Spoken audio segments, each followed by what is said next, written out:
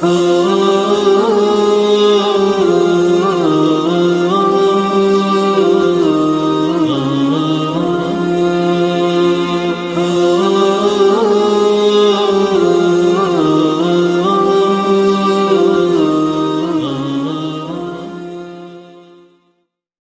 لهذا وما كنا لنهتدي لولا أن هدانا الله أشهد أن لا إله إلا الله وحده لا شريك له وأشهد أن محمدا عبده ورسوله لا نبي ولا رسول بعده اللهم صل وسلم وبارك على سيدنا محمد وعلى آله وصحبه أجمعين.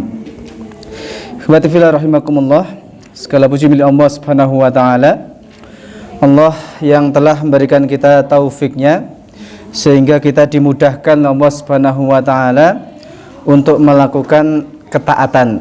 Jadi ketika kita bisa melakukan suatu ketaatan kepada Allah bukan karena hebatnya kita, tapi karena Allah lah yang memberikan taufik kepada kita sehingga dimudahkan untuk melakukan ketaatan tersebut. Salawat serta salam mudah-mudahan tetap dilimpahkan kepada qudwah hasanah kita Nabi Muhammad SAW, pada para sahabat dan juga seluruh umat beliau. Bab yang akan kita baca pada malam hari ini adalah bab yang menjelaskan tentang fi dzikri ghurafiha wa kusuriha. Bab yang menjelaskan tentang kamar-kamar dan istana yang ada di surga. Apakah sama kamar surga dengan kamar yang ada di rumah kita? Atau bangunan surga dengan bangunan rumah kita? Maka kita baca insyaallah hadis-hadis yang berkaitan dengan hal tersebut, dan juga yang lebih penting bagaimana agar kita mendapatkan kamar di surga itu.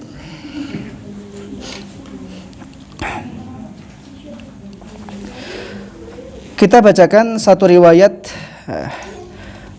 yang diriwayatkan oleh Ali. An Ali qala Rasulullah sallallahu alaihi wasallam, inna fil jannati la ghurafan yura dhuhuruha min butuniha wa butunuha min dhuhuriha. Dari Ali radhiyallahu anhu, dia berkata, Rasulullah sallallahu alaihi wasallam bersabda, inna fil jannati la ghurafan, sesungguhnya di dalam surga itu ada kamar-kamar yura dhuhuruha min butuniha, bagian luarnya kelihatan dari bagian dalam. Tembus ya. Bagian luar kamar kelihatan dari bagian dalamnya. Wa butunuha min dhuhuriha, bagian dalamnya kelihatan dari bagian luarnya. Faqama a'rabiyun, maka kemudian berdiri seorang Arab Badui. Faqala, lalu dia bertanya. Nah, orang Arab Badui ini bertanya pada Rasulullah. Bertanya pintar. Ya Rasulullah, liman hiya?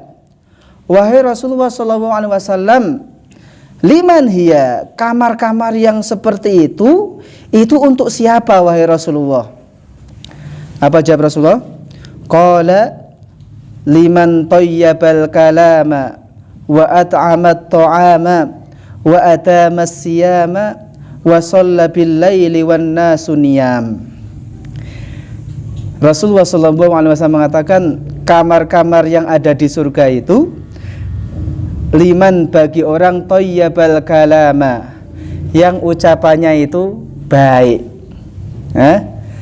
Kamar-kamar itu dipersiapkan oleh Allah Subhanahu wa taala untuk siapapun yang ucapannya itu baik, kata-katanya itu baik, baik kepada keluarga sendiri, kepada saudara seiman, ataupun kepada orang yang bukan keluarga kita. Maka Rasulullah SAW sendiri yang mengatakan bahwa di antara yang paling banyak menyebabkan orang terjatuh, dilemparkan ke dalam neraka adalah mulut dan kemaluan. Karena orang tidak bisa menjaga lisannya, orang tidak bisa menjaga kemaluannya. Tapi sebaliknya, liman thayyabal kalam, orang yang ucapannya baik kepada orang lain, maka itu termasuk orang yang dipersiapkan kamar di surga. Wa at'amat ta'ama, dan memberi makan. Nanti kita baca hadis yang lain yang menjelaskan tentang itu. Wa adama siyam, dan yang adama itu melanggengkan terus menerus melakukan puasa. Nanti kita jelaskan bagaimana itu, apakah saum wisal atau bagaimana. Wa shalla bil laili wan nasu niyam, dan sholat di waktu malam ketika kebanyakan orang-orang sedang tidur. Nah, ada riwayat yang lain, meskipun riwayat ini sebagian ulama menghukumi hadisnya tidak sampai derajat sahih. Nah, di antaranya Rawa al-Baihaqi, telah meriwayatkan Imam al-Baihaqi min hadits Hafs ibn Umar, dari hadis Hafs bin Umar. Nah, dalam riwayat itu an Ibni Abbas, ya, an Atha ibn Abi Rabbah an Ibni Abbas, dari Ibnu Abbas, qala, dia berkata, qala Rasulullah sallallahu alaihi wasallam, Rasulullah sallallahu alaihi wasallam bersabda, inna fil jannati laghurafan fa idza kana sakinuha fiha lam yakhaf alaihi ma khalfaha wa idza kana khalfaha lam yakhaf alaihi ma fiha. Qila liman hiya ya Rasulullah? Qala liman atabal kalam wa wasala siyam wa at'amat ta'am wa afsha salam wa shalla wan nasu niyam. Qala wa ma tibul kalam? Qala subhanallah walhamdulillah wa la ilaha illallah Allahu akbar. Nah, kurang lebih riwayatnya sama, isinya mirip, bahwa Rasulullah Shallallahu Alaihi Wasallam mengatakan kamar yang Allah sediakan di surga itu, ketika beliau ditanya untuk siapa, maka beliau menjawab liman atobal kalam, bagi orang yang ucapannya baik. Lalu beliau ditanya, wa matibul kalam, apa yang dimaksud ucapan yang baik itu wahai Rasulullah? Beliau menjawab, qala subhanallah walhamdulillah wa la ilaha illallah Allahu akbar. Ini kayak apa? Yang sering dibaca pas sholat itu ya? Iya, subhanallah walhamdulillah wa la ilaha illallah wallahu akbar. Terus perbanyak itu. Itu tibul kalam. Meskipun riwayat ini memang sebagian ulama menghukumi tidak sampai derajat sahih, tapi banyak riwayat lain yang menguatkannya. Nah, daripada kita mengucapkan yang enggak ada faedahnya, yang enggak ada manfaatnya, cobalah. Nah, apa manfaat? Mungkin lagu religi ada manfaatnya, ya mungkin nggak tahu ya. Lagu dangdut lah, yang jelas kan nggak ada manfaatnya. Maka kenapa sama-sama capek kita mengucapkan dengan lisan kita? Mending yang jelas-jelas ada manfaatnya. Subhanallah walhamdulillah wa la ilaha illallah wallahu akbar. Wa wasala siyam, kata, dan bagi orang yang nyambung puasa. Nah, apa maksud nyambung puasa? Kan ada puasa wisol ya. Orang puasa terus menerus tidak berbuka, atau buka besok, atau tiap hari puasa. Nah, justru sebagian ulama ada yang mengharamkan, ada yang memakruhkan itu. Nah, makruhkan itu. Jadi yang dimaksud wa wasala siyam, yang nyambung siam itu bagaimana? Qila wa ma wisalus siyam, wahai Rasulullah, yang dimaksud dengan menyambung puasa itu apa? Man shoma syahra Ramadan thumma adraka syahra Ramadan fasamahu. Mereka orang-orang yang ketemu dengan bulan Ramadan, lalu dia melaksanakan puasa di bulan Ramadan, berjumpa dengan Ramadan berikutnya, dia juga puasa bulan Ramadan. Artinya setiap bertemu dengan bulan Ramadan, maka dia tidak pernah lalai untuk melaksanakan puasa Ramadan. Itu menurut riwayat ini yang dimaksud dengan wawa solas siam atau ada masyam, orang yang tadi menyambung puasa. Nah, nanti dalam riwayat yang lain ada perbedaan. Kita baca dulu. Wa at'amat ta'am, lalu kamar-kamar itu disediakan bagi orang yang memberikan makanan. Rasulullah ditanya, wa ma it'amut ta'am, wahai Rasulullah, apa yang dimaksud dengan memberikan makanan itu? Qala man qata'a iyalahu wa at'amahum, mereka yang bekerja mencari nafkah kemudian memenuhi kebutuhan makanan untuk keluarga yang dia tanggung nafkahnya itu. Jadi ketika bapak-bapak pergi ke ladang atau kemana, yang dagang ya dagang, yang bengkel ya bengkel, maka itu salah satu amalan yang sebenarnya ketika kita benar-benar ikhlas melakukan itu, at'amat ta'am, luar biasa ya. Ketika kita bekerja dengan ikhtiar yang semaksimal mungkin, dengan cara yang paling halal, maka kemudian kita membawa pulang ke rumah rezeki kita yang kita dapatkan hari itu, kita gunakan untuk kebutuhan keluarga kita, maka itulah yang dimaksud oleh Rasulullah, wa it'amut ta'am, orang-orang yang memberikan makanan yang berhak untuk mendapatkan kamar di surga. Itu yang semangat ya, jangan kalah semangat sama istrinya. Istrinya sudah di ladang, bapaknya lah ya, itu tanggung jawab kita sebagai suami. Tunjuk kita sebagai suami. Adapun istri, maka itu sifatnya ya tabarruk, sifatnya sukarela. Ketika istri membantu, alhamdulillah. Tidak membantu pun ya karena memang bukan kewajiban mereka. Istri sudah dipayahkan dengan seambrek pekerjaan di rumah.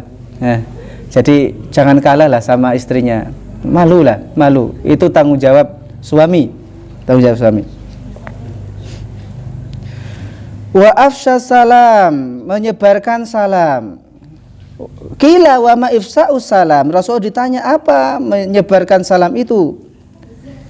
Qala musafahatu akhika wa tahiyyatuhu, ketika kamu salaman dengan saudaramu, musafahah itu salaman dengan saudaramu dan mengucapkan salam itu. Mas sekarang dilarang dilarang enggak ya? Dilarang di kota-kota besar. Di sini nggak tahu dilarang apa enggak orang salaman. Yes, musafahah itu ifsya'us salam. Terus Rasulullah ditanya, wa mas sholatu wan nasu niyam, terus apa yang dimaksud sholat ketika orang-orang sedang tidur? Dia menjawab, sholatul isya'i al-akhirah, yaitu ketika dia melaksanakan sholat isya yang diakhirkan. Memang dalam kitab-kitab fikih itu waktu isya itu sebenarnya yang paling afdal itu agak diakhirkan ya, barang-barang jam 11 mungkin. Ya. Cuma kan lihat kondisi lah, lihat kondisi. Nah, tapi Rasulullah pernah melakukan itu agak diakhirkan. Kemudian dia mengatakan, lah harusnya waktu isya itu ya sekarang. Nah, ketika diakhirkan itu. Tapi ya masyarakat kita kayaknya belum mungkin lah laksanakan itu. Kalau seandainya sekarang kita jam 11 adzan itu ya digerudukkan. Ini ajaran apa lagi? Ya wis lah, ikut minimal as-sholatu minimal ikut sholat. Yang laki-laki ya sholat sunat, sholat isya berjamaah. Karena sholat isya dan sholat subuh itu dua sholat yang paling berat dilakukan oleh orang-orang munafik. Ini untuk menilai diri kita ya. Jangan untuk menilai orang lain. Oh dia nggak sholat subuh, berarti dia munafik. Enggak gitu maksud saya. Maksud saya, kalau sekarang kita merasa berat, yang laki-laki terutama, untuk melaksanakan sholat isya berjamaah atau sholat subuh berjamaah, jangan-jangan kemunafikan itu sudah mulai masuk dalam diri kita. Jangan nilai orang lain. Oh si A itu munafik, enggak. Bukan itu maksud kami. Tapi maksud kita, jadikan hadis itu untuk introspeksi diri. Nah, kok saya berat ya untuk jamaah sholat isya? Jangan-jangan. Nah, kok saya sholat subuh berat sekali ya untuk jamaah? Jangan seperti itu. Udah ya. Dalam riwayat yang lain, ini ada sedikit perbedaan. Qala Nabi sallallahu alaihi wasallam, Nabi sallallahu alaihi wasallam bersabda, ala uhadithukum bi ghurafil jannah, tidakkah aku ceritakan kepada kalian tentang kamar-kamar surga? Qala, dia menjawab, qulna, kami menjawab, bala ya Rasulullah, ya wahai Rasulullah. Bi abina anta wa ummina, ini ya, kami jadikan ayah dan ibu kami sebagai tebusan. Orang Arab sering ngomong seperti itu. Qala inna fil jannati ghurafan min asnafil jauhar, kulluhu yura dhahiruha min batiniha wa batinuha min dhahiriha, fiha minan na'imi wal ladzati ma la 'ainun ra'at wa la udhunun sami'at. Nah, ini Rasulullah mengatakan sama seperti tadi, kabar-kabarnya itu ketika dilihat dari luar maka yang dalam kelihatan, ketika dilihat dari dalam maka yang luar kelihatan. Berarti intip-intipan, wes enggak ada ngintip-intipan, orang sudah punya. Nah, nanti bab selanjutnya itu orang tahu tempatnya masing-masing. Nah, jadi enggak mungkin dia salah rumah, salah kamar. Kalau rumah kita di dunia mungkin salah kamar, salah masuk rumah. Mungkin enggak, kalau di sini enggak, tapi dulu saya dulu transmigrasi, mungkin yang pernah transmigrasi, itu kan rumahnya sama, rumahnya sama itu kan. Kadang saya dulu baru masuk itu, masuk rumah orang gitu kan, karena ya cuma beda, ya sama, mirip persis itu. Nah, kadang itu rumah di dunia, tapi nanti rumah di akhirat maka tidak ada orang salah masuk, salah apa. Oh, sudah tahu sendiri. Oh, ini kamarnya saya, oh ini kamarnya si fulan. Ya. Fiha minan na'imi wal ladzati ma la 'ainun ra'at wa la udhunun sami'at. Nah, di dalamnya ada kenikmatan dan kelezatan yang tidak pernah dilihat oleh mata dan tidak pernah didengar oleh telinga. Jadi apapun, kita kemarin lah misalnya gimana pasangan di surga itu sumsum tulang betisnya bisa dilihat dari balik dagingnya. Kalau bayangan di kita kan berarti bening kayak kaca gitu. Kalau bening kayak kaca malah menakutkan itu. Makanya tadi mala ainun ra'at, tidak seperti yang pernah dilihat oleh mata kita, tidak seperti yang kita bayangkan gitu.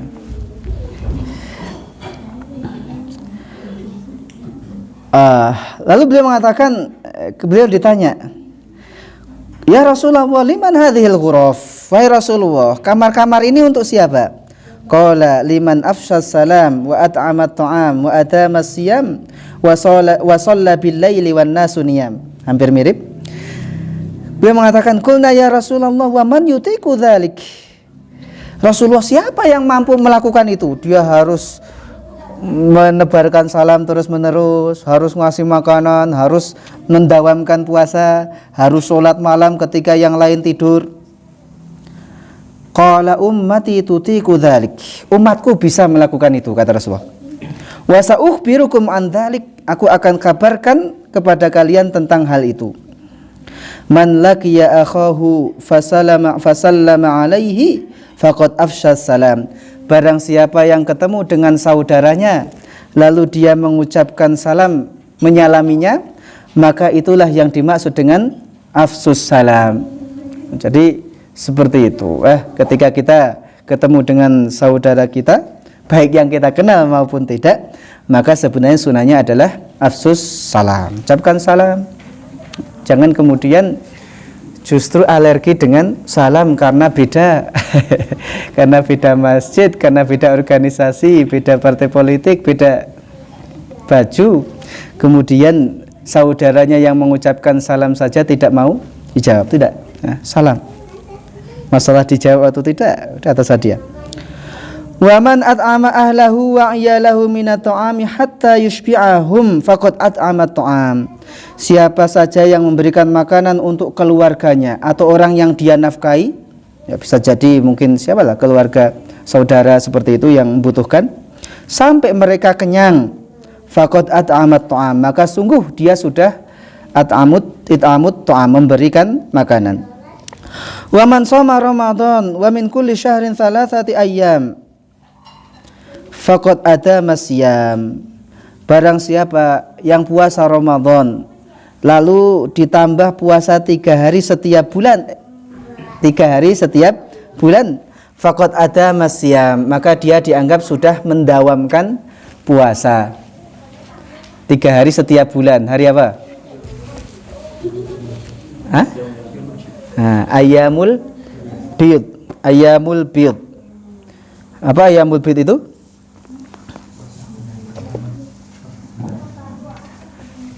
Bid itu artinya apa? Telur.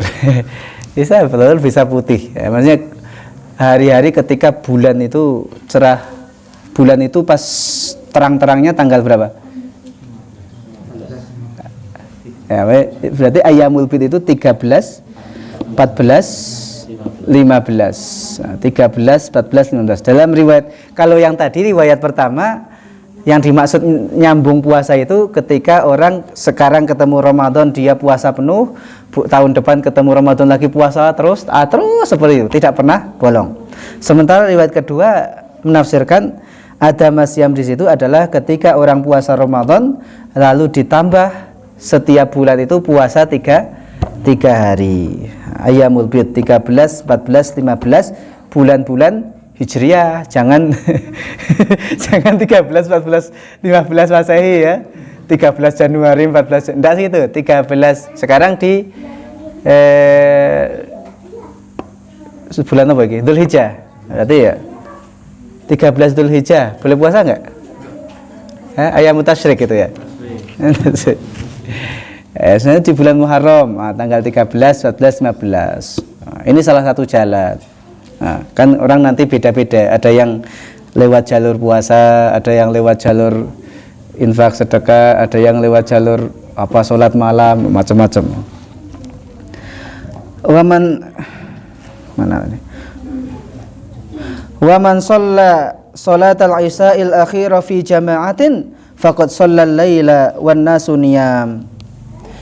Dan barang siapa yang sholat isya diakhirkan secara berjamaah, sholat isya berjamaah, maka dia telah sholat malam ketika orang-orang sedang tidur. Makanya al-Yahud wan Nasara wal Majus.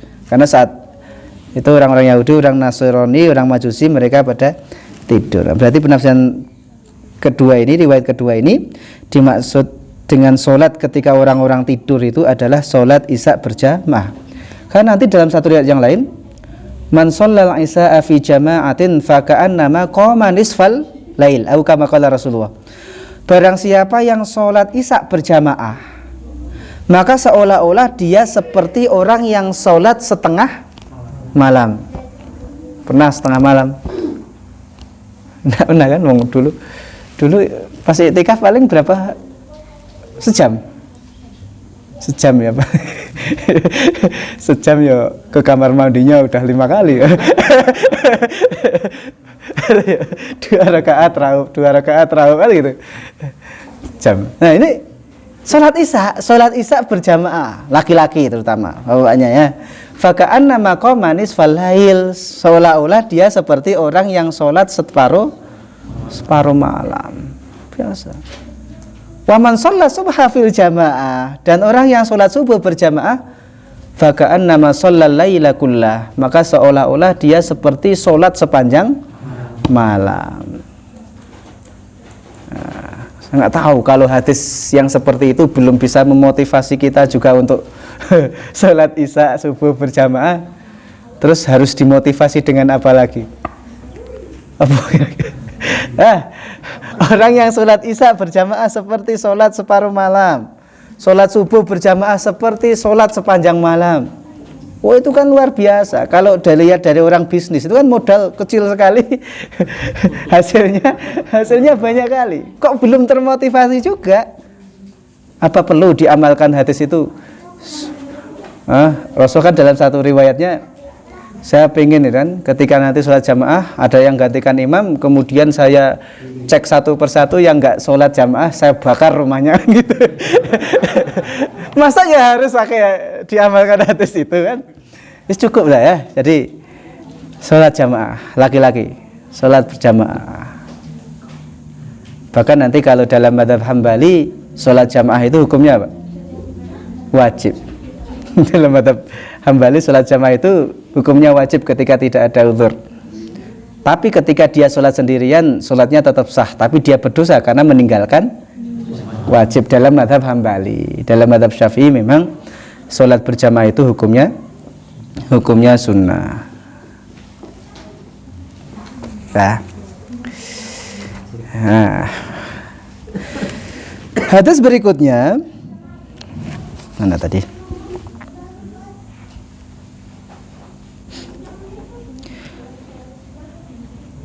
Rasulullah SAW bersabda, "Man bana masjidan, banallahu lahu baitan fil jannah."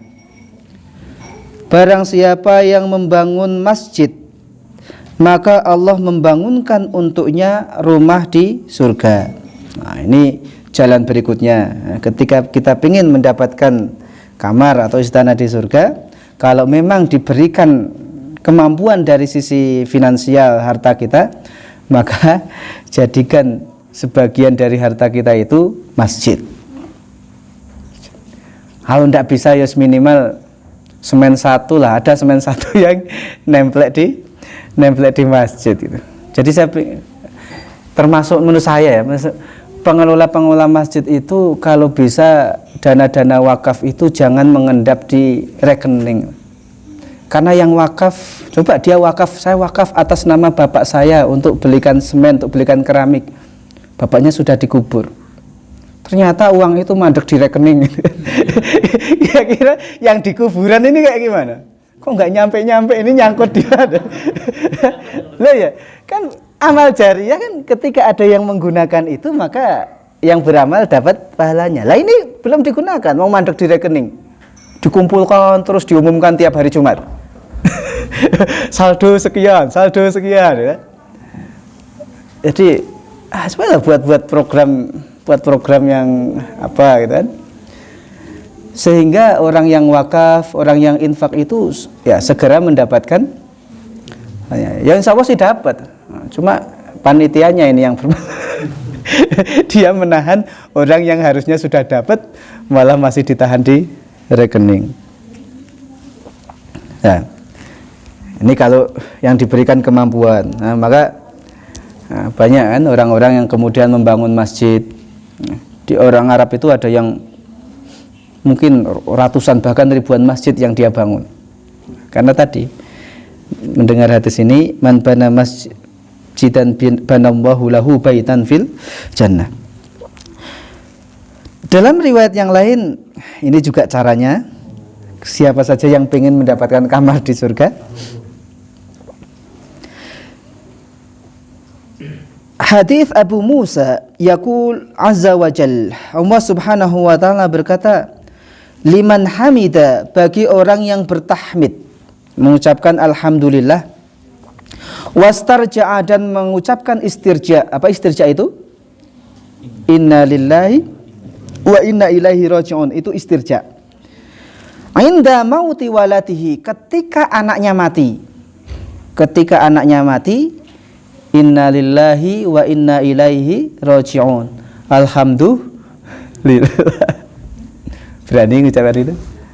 Anaknya mati, alhamdulillah, inna lillahi wa inna ilaihi raji'un. Ketika ada orang yang mengatakan seperti itu, anaknya meninggal, kemudian dia istirja dan tetap alhamdulillah, maka Allah mengatakan, ubnu li abdi baitan fil jannah wasammuhu baital hamdi, bangunkan untuk hambaku itu rumah di surga dan beri nama sebagai baitul hamdi, rumah alhamdulillah, rumah pujian. Kan tadi dia masuk lewat jalur itu. Nah, dalam musibah yang sangat berat itu, dia tetap bisa istirja, dia tetap bisa memuji Allah Subhanahu wa taala. Itu orang yang luar biasa. Orang yang luar biasa. Maka Allah memerintahkan agar dibangunkan rumah di surga bagi orang itu, dan rumah tadi disuruh beri nama Baitul Hamdi. Wasammuhu Baital Hamdi. Nah, biar nggak usah dibunuh anaknya. Yes.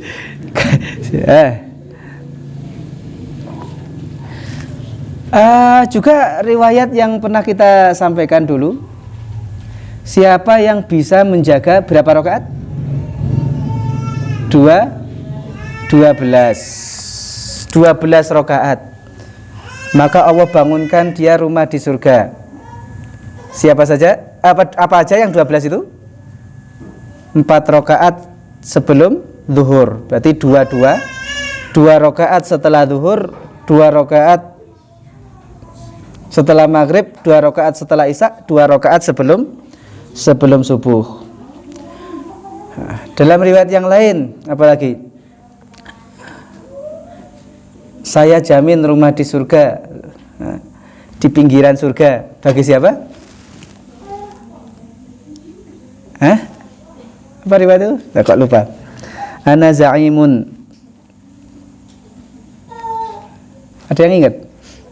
Nanti cari lagi lah. Liman tarokal mira'a walau kana muhiqqan, itu orang yang meninggalkan perdebatan meskipun dia benar. Nah, itu ya. Dalam satu riwayat juga dikatakan, kalau ini kamar untuk sahabat mulia Umar bin Khattab radhiyallahu an. Wa fi sahihaini, dalam kitab sahihain, anna Nabiya sallallahu alaihi wasallam qala, Nabi sallallahu alaihi wasallam bersabda, udkhiltul jannah fa idza ana bi qasrin min dhahab. Saya pernah dimasukkan ke surga, diperlihatkan surga, maka saya melihat satu istana dari emas. Faqultu liman hadzal qasr. Lalu Rasulullah bertanya, untuk siapa istana ini? Qalu li syabin min Quraisy. Istana ini dipersiapkan untuk seorang pemuda dari suku Quraisy. Fadhonantu anni anahu, maka aku mengira istana itu untukku. Faqultu wa man huwa. Lalu Rasulullah bertanya, siapa dia? Qalu li Umar ibnil Khattab. Ini untuk Umar bin Khattab. Berarti Umar bin Khattab termasuk orang yang sudah dijamin oleh Rasulullah SAW sebagai salah satu calon penghuni surga. Berarti ya teladani itu. Bagaimana Umar bin Khattab. Umar bin Khattab ketika beliau menjadi pemimpin, bagaimana beliau luar biasanya. Umar bin Khattab ketika bersama keluarganya itu, siapa yang nggak kenal dengan Umar bin Khattab dengan ketegasannya, tapi ternyata beliau masih menyempatkan untuk bermain dengan anak-anaknya seperti itu. Teladani Umar bin Khattab. Ya. Itu riwayat-riwayat yang berkaitan dengan kamar-kamar yang ada di surga. Jadi nanti tinggal milih apa yang bisa kita lakukan untuk mendapatkan itu. Nah, tadi pilihannya apa? Thayyibal kalam, ucapkan kata yang baik. Dalam satu ayat dijelaskan, subhanallah walhamdulillah wala ilaha illallah wallahu akbar. Perbanyak zikir, perbanyak lisan kita tidak berhenti dari zikir kepada Allah. Wa at'amat ta'am, memberi makan tadi. Kalau sekarang berarti bekerjalah yang lebih sungguh-sungguh lagi, sehingga nanti hasil yang didapatkan bisa kita berikan kepada keluarga kita atau saudara-saudara kita yang membutuhkan. Ketika kita bisa memberikan mereka makanan sampai kenyang, maka dalam satu riwayat itulah yang dimaksud dengan it'amut ta'am. Wa adamas siyam, mendawamkan puasa. Tadi dalam satu riwayat dikatakan setiap puasa Ramadan maka tidak ada satu hari yang dia lalaikan, terus puasa. Atau dalam riwayat yang lain, puasa Ramadan plus ditambah dengan puasa 3 hari setiap bulan. Wa shalla bil laili wan nasu niyam, salat malam ketika orang-orang sedang tidur. Minimal tadi apa? Salat isya berjamaah. Tapi jangan isya tok, jangan subuh tok. Ya wis, maksudnya ya 5 waktu. Nah, meskipun mungkin kalau di ladang, karena tidak bisa pulang, ya wis, tetap adzan, iqamat, siapa tahu mungkin tetangganya ada yang ikut sholat, maka itu lebih baik lagi. Alam bisawab. Terus tadi apa yang Baitul Hamdi tadi, orang yang ketika ditimpa musibah yang besar, tinggal mati anaknya, dia tetap mengucapkan memuji Allah Subhanahu wa taala dan mengucapkan istirja. Wallahu alam bisawab. Ya, mudah-mudahan hadis-hadis yang kita baca pada malam hari ini bisa kita amalkan dalam kehidupan keseharian kita, karena ilmu tanpa diamalkan ya, ini bukan apa-apa. Jadi ilmu harus diamalkan.